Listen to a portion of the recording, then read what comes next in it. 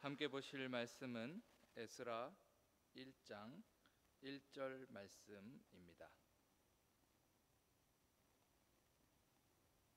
에스라 1장 1절 말씀 한 절입니다.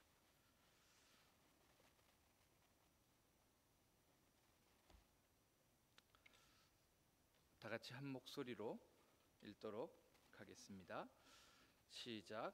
바사왕 고레스 원년에 여호와께서 예레미야의 입을 통하여 하신 말씀을 이루게 하시려고 바사왕 고레스의 마음을 감동시키심에 그가 온 나라에 공포도 하고 조소도 내려 이르되 아멘. 새벽에 퀴즈라 하면 머리가 지끈지끈하고 아프실 수도 있지만 피곤도 좀 떨치고 또 상쾌한 정신으로 우리 오늘 말씀을 살피기 위해서 두 가지 퀴즈를 좀 내고 시작하도록 하겠습니다.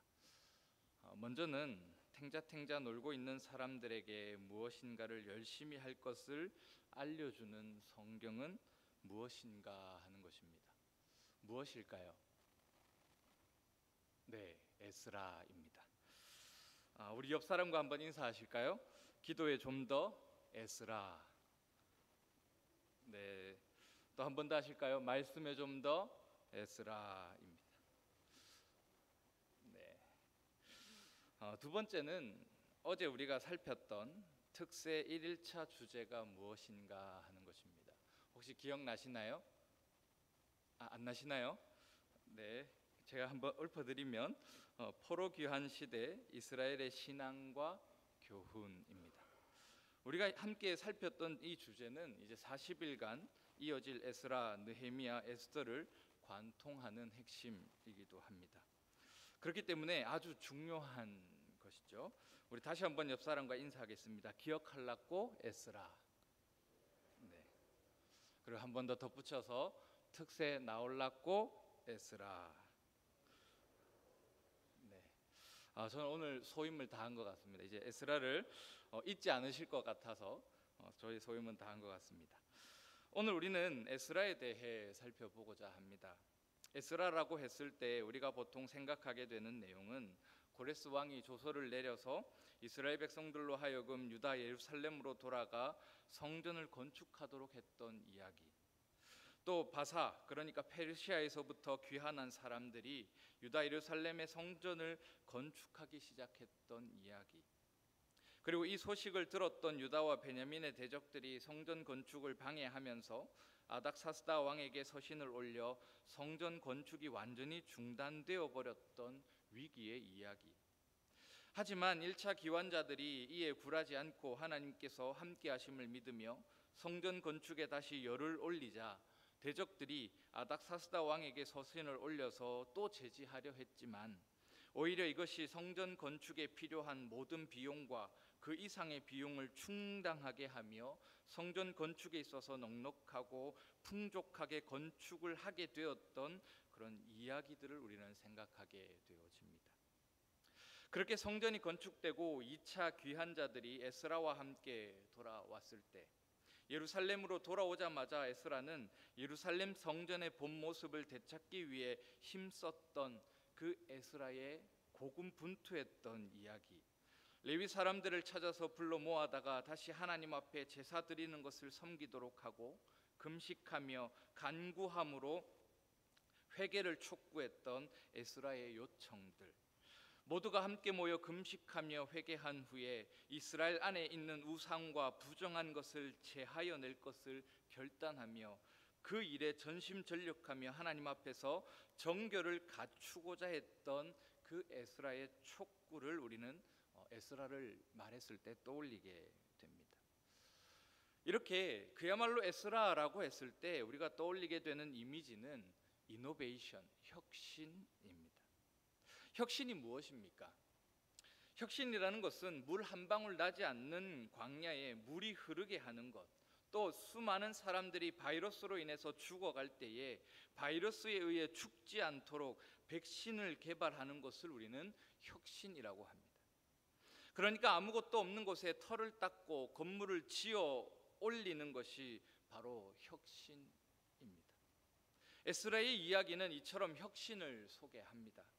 예루살렘이 멸망하며 성전 터만 남아있던 곳에 예루살렘 성전이 복원되는 것, 또 순적하지 못한 상황 가운데서 유다와 베냐민의 대적들이 성전을 건축하지 못하도록 방해 공작을 펼치는 가운데서 돈도 없고 재료도 부족한 듯 보이는 상황에서 성전을 완공한 것은 그야말로 혁신이라 해도 손색이 없습니다. 우리가 에스라라고 했을 때 떠올리는 내용들은 곧 에스라의 구조와 동일합니다. 에스라의 구조를 살펴보자면 먼저 1장에서 6장은 1차 포로 귀환과 성전 건축에 대한 내용을 다루고 있습니다. 7장에서 10장은 2차 포로 귀환 때 돌아온 에스라와 진정한 성전의 완성의 내용을 다루고 있습니다. 그리고 이 1장에서 6장과 7장에서 10장은 에스라를 기점으로 나뉩니다. 에스라서는 에스라가 귀환하기 전에 예루살렘 성전과 에스라가 귀환하고 난 후에 예루살렘 성전의 상태를 비교하면서 이스라엘 백성들이 이루어 놓은 혁신의 비결을 소개하는데 이 차이점은 정말 중요합니다. 차이점, 곧 혁신의 비결이 무엇인지 아시겠습니까? 자, 우리 옆에 분들과 다시 한번 인사하십시다. 생각하려고 에스라. 네. 새벽이라 힘드시지만 생각하려고 애쓰시기를 부탁드립니다. 에스라의 귀환을 기점으로 생기는 큰 차이는 에스라의 핵심입니다. 쉽고 간단하게 요약하면 에스라가 귀환하기 전에 예루살렘 성전은 왜 골격만 건축된 모습과 같았다면 에스라가 귀환한 후에 예루살렘 성전은 안에 인테리어까지 모든 물건들이 제자리에 놓여져서 사람들이 바로 사용할 수 있는 그런 완성된 건물과 같다 할 수 있습니다. 제가 푸초에 와서 교회 컴퓨터 파일을 정리하다가 미라클 홀에서 첫 예배를 드렸을 때 찍었던 사진을 본 적이 있습니다. 그야말로 진짜 휑한 건물에 단열재 깔아놓고 예배 드리던 그때의 사진을 저는 보았습니다. 바로 에스라가 오기 전에 이 건축되어진 성전은 아무것도 갖추어지지 않은 이 미라클 홀과 같았습니다. 하지만 지금 에스라가 귀환하며 에스라가 돌아와서 에스라에 의해서 성전이 완성되었을 때의 모습은 지금 우리가 보고 있는 이 미라클 홀, 모든 것이 갖추어져 있고 완벽한 냉난방 시스템과 음향시설, 조명시설을 갖추고 있는 이 예배당과 같은 모습입니다. 에스라서에서 에스라가 왜 중요하냐면 에스라라는 말의 의미 때문입니다. 에스라라는 말은 히브리어로 돕다, 도와주다 라는 뜻입니다.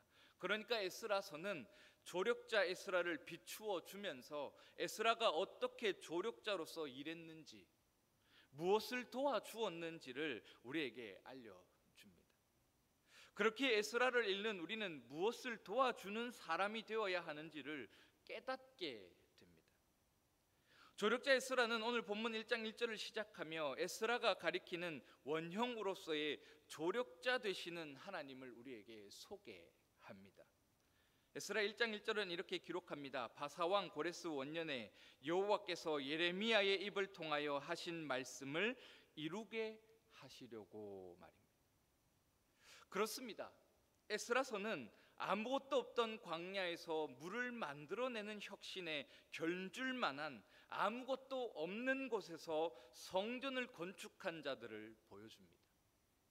그리고 이스라엘 백성들이 혁신을 일으킬 수 있었던 비결을 소개하는데 바로 표면적으로는 에스라이면서 내면적으로는 하나님을 소개합니다. 이것을 1장 1절이 보여줍니다. 정말 물 한 방울 나지 않는 땅에 하나님께서 물을 퍼올릴 기계를 만들게 하시고 그 기계를 사용할 수 있는 사람을 붙여주셔서 목마른 자들로 하여금 물을 마시게 하시는 조력자 되신 하나님의 놀라운 모습을 우리에게 보여주는 것입니다.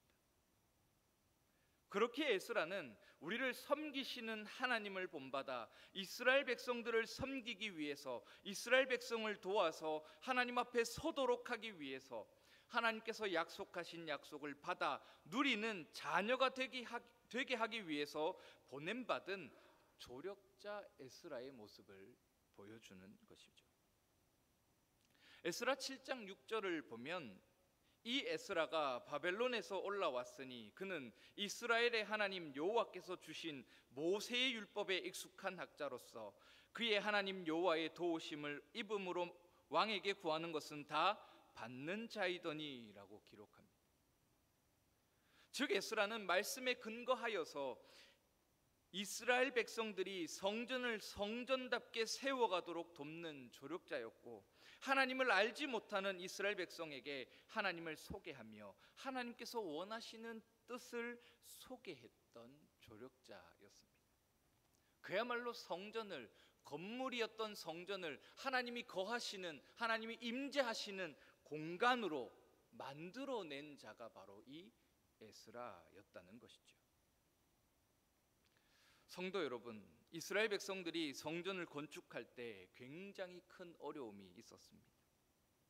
왜냐하면 이스라엘 백성들은 사실 성전을 건축하면서도 성전을 건축한다는 것이 무엇인지를 몰랐습니다. 우리가 어제 살핀 것과 같이 70년 동안 이스라엘은 바벨론과 바사로 이어지는 그 나라의 포로로 살았기 때문에 이스라엘 백성으로서의 정체성이 거의 희미해진 때였습니다. 부모 세대가 가고 자녀 세대들이 성인이 되어 주축이 되었다가 이제 자녀 세대들의 자녀 세대들, 그러니까 자녀 2세대들이 성인이 되어 주축이 되어가는 때가 바로 이 이스라엘 백성들이 예루살렘으로 돌아와서 성전을 건축했던 때였습니다. 그러니까 사실 이스라엘 백성들은 아무것도 모르는 사람들이었습니다. 성전을 건축하는 것이 그들에게 어떤 의미로 다가오는지, 성전을 건축하고 나면 그들이 성전에서 무엇을 해야 하는지 전혀 모르는 상태에서 이들은 그냥 단지 고레스 왕의 칙령 하나 때문에 예루살렘으로 돌아와서 성전을 건축하고 있었습니다. 그런데 엎친 데 덮친 격으로 주변에서 유다와 베냐민의 대적들이 일어나서 성전 건축을 방해하고 자신들이 가지고 온 재료가 턱없이 부족함을 바라보며 풍족하지 않은 재정 상태를 바라보면서 이들은 얼마나 큰 절망에 빠졌겠습니까? 우째우째 성전은 지었는데 뼈대만 있는 건물에 불과한 성전을 바라보면서 그들은 과연 어떤 생각을 했겠습니까? 하지만 에스라가 하나님의 계획 속에서 2차 포로 귀환을 통해 돌아오게 되면서 하나님의 말씀과 하나님의 율법에 능한 학자이자 제사장인 에스라가 돌아오면서 뼈대만 지어졌던 예루살렘 성전은 하나님의 율법과 하나님의 임재하심이 있는 살아있는 성전으로 바뀌었습니다. 에스라의 지도하에 이스라엘 백성들은 다시 하나님을 아는 지식 가운데 하나님을 알고 믿으며 따르는 백성이 되었다 하는 것이죠. 오늘날 우리의 시대도 어렵다 합니다.